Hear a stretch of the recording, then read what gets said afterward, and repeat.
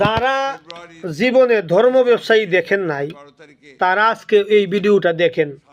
ধর্ম ব্যবসায়ী দেখতে কেমন, যিনি এই লোকটা কিছুদিন আগে বলছে শরিয়া আইন বিশ্বাস করি না, অনেক আলেমে ফতোয়া দিছে সে নাস্তিক।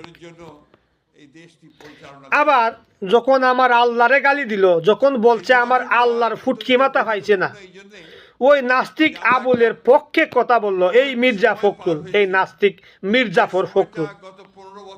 তো এখন আবার দেখুন টুপি লাগাইছে, ওই যে ধর্ম ব্যবসা করতেছে, ধর্মের দোহাই দিয়া কোরআন সুন্নাহ বিরোধী কোনো আইন করবে না তারা। কত বড় বাটফার দেখেন, এই মাত্র কিছুদিন আগে বললো শরিয়া আইন বিশ্বাস করে না, অথচ আমার ইসলামের উপরে আল্লাহ রাসূলের উপরে আঘাত, স্বয়ং আল্লাহরে গালি দিল, ওই নাস্তিকের পক্ষ নিল এই নাস্তিক মির্জা ফখরুল। আবার এখন টুপি মাথায় দিয়া তসবিটা হইলেই তো ভালো হইতো, যেমন বোঝা যায় যে এই মাত্র আসমান থেকে নাজিল হইছে ফেরেশতা, জিব্রাইলে উহি নিয়ে আইছে তানের দ্বারে। এরা বাটফার, এদেরকে চিনে রাখা উচিত মুসলমানদের, অবশ্যই এদেরকে চিনে রাখা উচিত। যারা নাস্তিকের পক্ষ নেয়, যাদেরকে আলেমরা ফতোয়া দেয় নাস্তিক, এদের থেকে কমপক্ষে ঈমান বাঁচাতে হলে দূরে থাকুন।